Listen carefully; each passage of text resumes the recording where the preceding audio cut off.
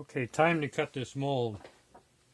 All right, let's see here. So, first thing I like to do is cut out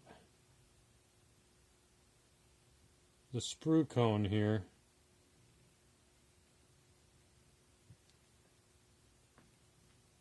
And so I do that, and then I take some needle nose pliers and I pop that out. And that works pretty good. I mean, people use different things. I took the bottle opener and I screwed it onto the bottom here of my bench pin on my wax bench. So, rectangle molds are a little bit different.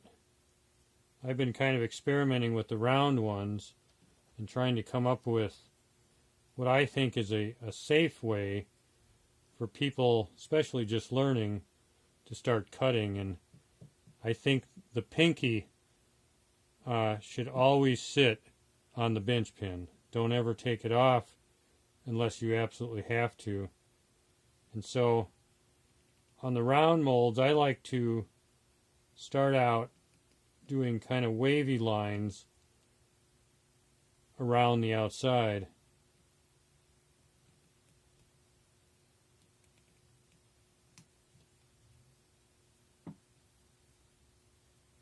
You know, you just don't want to slip.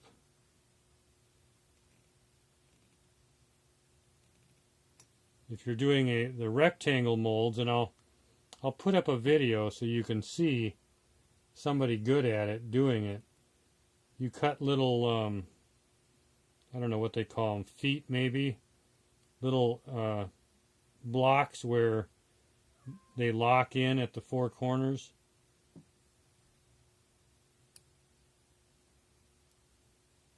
I haven't quite perfected that yet with the round mold, but I have found that just a curvy line in the beginning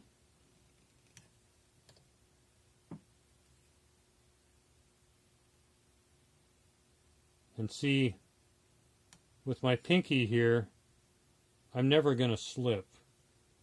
I mean, so, and you know what? I forgot one other thing that's really important, and that's the blade. I had just changed this blade, but I buy these in bulk, and every time you cut a mold, you should have a sharp blade. That's another part of safety. A really sharp blade, you're not going to have to push as hard, and so you're less likely to slip.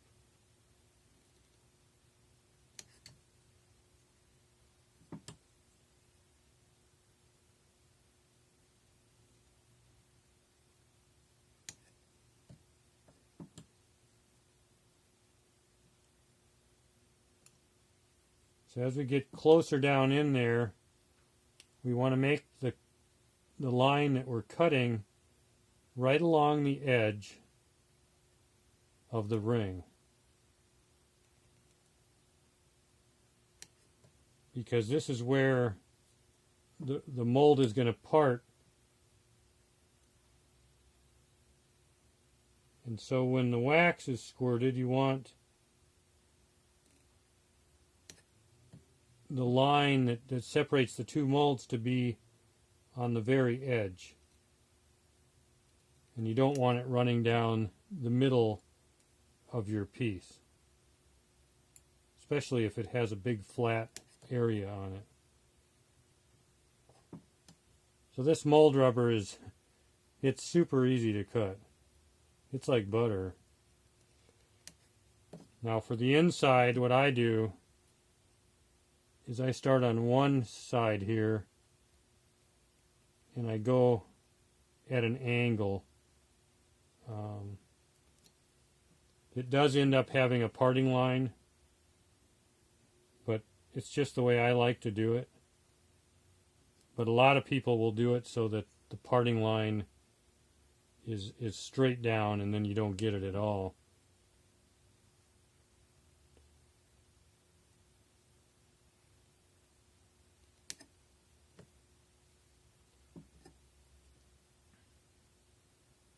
mold cutting is a real art. I've never thought I was the best mold cutter. Some people are exceptionally good at it. But they always work. And I guarantee you, in the first ones you cut, they're going to be pretty unusual.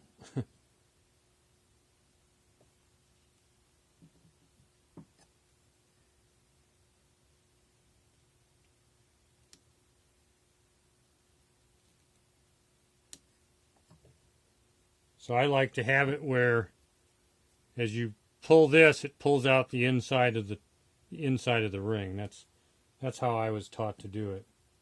I don't know if it's the best way, but like I say, it's worked well for me.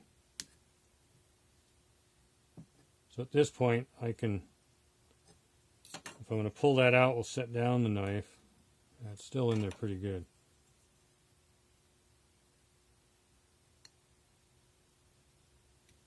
And you really don't want to have the blade touch the sprue or the piece, because it can dull the tip of the blade.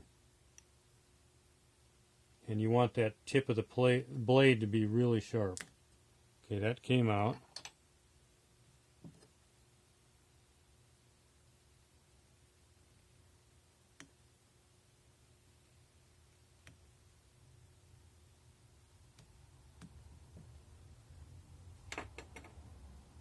So the other thing we have here is that since this wasn't connected, I have to actually go in there and cut that away.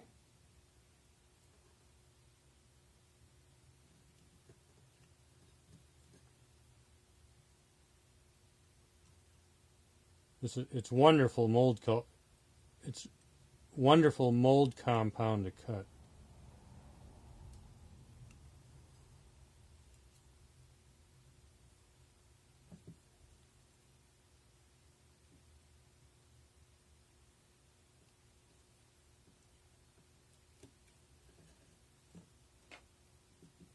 Now see how my inside is.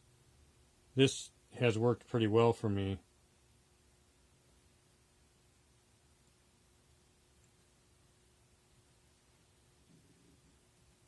But I've seen people do it a lot better.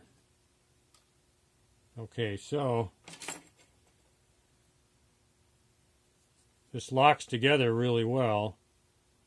I don't think it's going to shift. If I'm going to do like pewter casting, I'm going to have to go in here and add vents, which are really quite easy to do.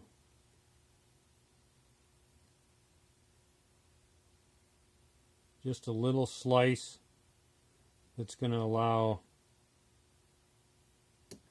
air and gases to release.